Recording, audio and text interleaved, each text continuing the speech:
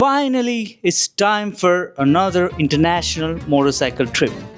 Hello guys, welcome back to my channel. मेरो हातमा मेरो पासपोर्ट छ र एउटा एकदमै ठुलो अनाउन्समेन्ट छ.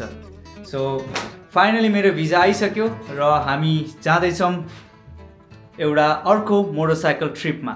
र आजबाट ठ्याक्कै 4 दिनमा मेरो फ्लाइट छ. अनि जानुभन्दा अगाडि मैले एउटा अर्को क्यामेरा किनेको छु र तपाईहरुसँग मैले अनबक्सिङ गर्नलाई चाहिँ यो भ्लग बनाएको है.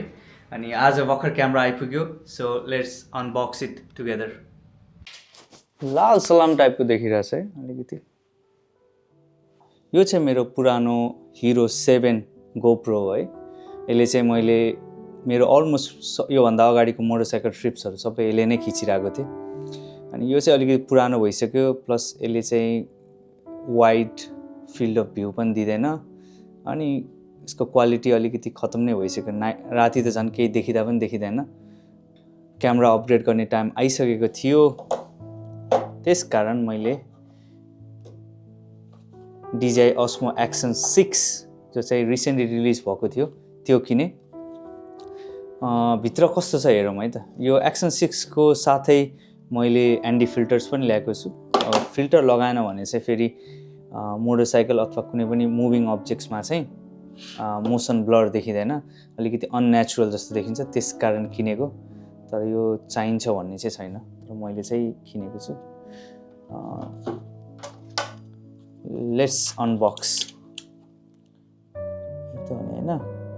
Open.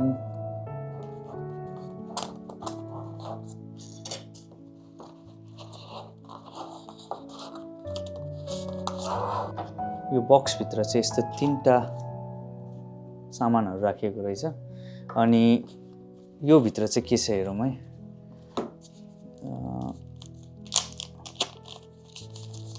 I think this is the camera. यसरी प्रोटेक्ट गरेर राखिरहेको रहेछ. Looks beautiful. यसको यो लेन्स चाहिँ अलिकति यहाँभित्र के छ.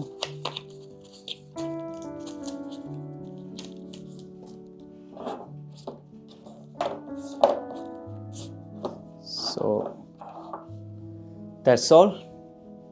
अनि एन्टी फिल्टर पनि एकचोटि खोलेर हेरौँ कस्तो रहेछ.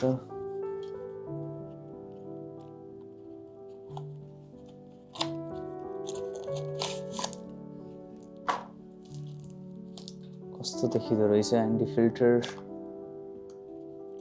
ओके.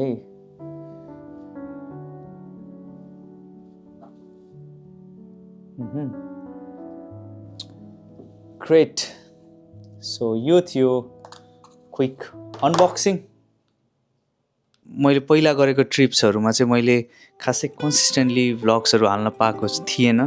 मैले चाहिँ जेनरली के गर्थेँ भने पहिला खिच्यो अनि घरमा आएर एडिट गरेर हाल्न खोज्थेँ. त्यसले गर्दाखेरि चाहिँ के भयो भन्दाखेरि धेरै जस्तै मैले सोलो मोटरसाइकल युरोप ट्रिपको भ्लग पनि कम्प्लिट गर्न सकेन.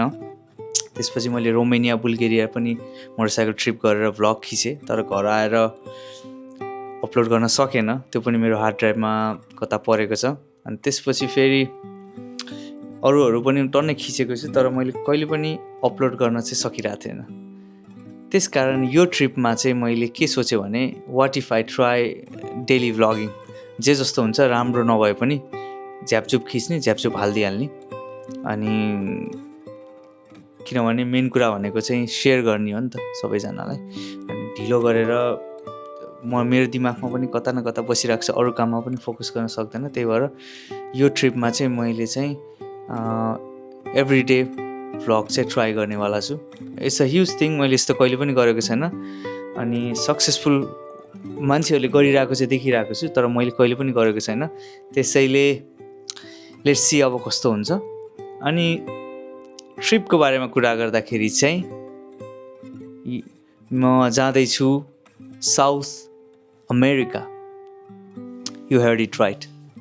Peru or I don't know Peru कसरी भन्छन्, तर पेरू. पेरू जाँदैछु. सो पेरू तपाईँहरूले सुन्नुभएको छैन भने Machu Picchu Inca valley civilization जहाँबाट स्टार्ट भयो. It's a very beautiful landscape. Nepal जस्तै भाइब्स आउँछ फोटोहरू हेर्दाखेरि है। त्यो चाहिँ अहिलेसम्मको सबैभन्दा टाढा ट्रिप हुनेवाला छ मेरो लागि। युरोप जेनरली म युरोपको वरिपरि नै घुमिरहेको हुन्छु। So out of Europe motorcycle trip चाहिँ मेरो। So I don't know, let's see, I am excited. कहाँ घुम्ने भनेर चाहिँ म अलिकति देखाइदिन्छु तपाईँहरूलाई पेरुको म्याप। पेरुमा चाहिँ रफ प्लान चाहिँ छ कहाँ घुम्ने भनेर, तर फाइनल एकदम कन्क्रिट प्लान चाहिँ छैन। सो म तपाईँहरूलाई एकचोटि देखाइदिन्छु है त, रफली कहाँ घुम्ने भनेर सोचेको छु भनेर। यो चाहिँ पेरुको नक्सा हो है, यसरी हेर्न सक्नुहुन्छ। अनि मैले चाहिँ यो ड्र गरेको चाहिँ आफूलाई चाहिँ दिमागमा क्लियर हुन्छ कता जाँदैछु र कहाँ जाने भन्ने कुरा प्लान गर्नलाई होइन। यसको माथि चाहिँ इक्वाडोर छ है, अनि यतातिर चाहिँ कोलम्बिया छ, यो चाहिँ ब्राजिल भइहाल्यो, अनि तल चाहिँ बोलिभिया छ, अनि यो चाहिँ पेरु। अनि माचु पिच्चु भएको रिजन चाहिँ यो एरियामा छ, चाहिँ कुस्कोबाट अलिकति टाढा छ होइन। कुस्को भन्ने ठाउँ हाम्रो ठ्याक्कै काठमाडौँ जस्तो हिली एरियामा रहेछ कुस्को चाहिँ। अनि यहाँको राजधानी चाहिँ लिमा। यो लिमा चाहिँ पेसिफिक ओसियनको चाहिँ कोस्टमा पर्छ है, अनि यहाँ चाहिँ पेसिफिक ओसियन छ, यहाँ चाहिँ लिमा के अरे राजधानी छ। सो हाम्रो प्लान चाहिँ माचु पिच्चु यहाँ यो एरिया घुम्छौँ होला, अनि त्यसपछि यो बिचको एरिया चाहिँ यहाँ चाहिँ एकदमै माउन्टेनियस रिजन रहेछ है, अनि यो एरिया पनि ट्राभल गर्छौँ होला। तर अहिलेसम्म चाहिँ कन्क्रिट चाहिँ केही पनि छैन, अनि सो जाँदै गएपछि थाहा हुन्छ। So if you follow along तपाईँहरूलाई थाहा हुने नै छ। So that's all for today. यदि तपाईँहरूलाई मसँगै ट्राभल गर्न मन छ भने च्यानल चाहिँ हेर्दै गर्नुहोला, अनि म सकेसम्म चाहिँ अपडेट दिने कोसिस गर्नेछु। अनि इन्स्टाग्रामको स्टोरिजहरूमा अथवा टिकटकहरूमा पनि ट्राई गर्नेछु, तर mainly I will focus on YouTube. So thank you for watching today's vlog. See you in the next video.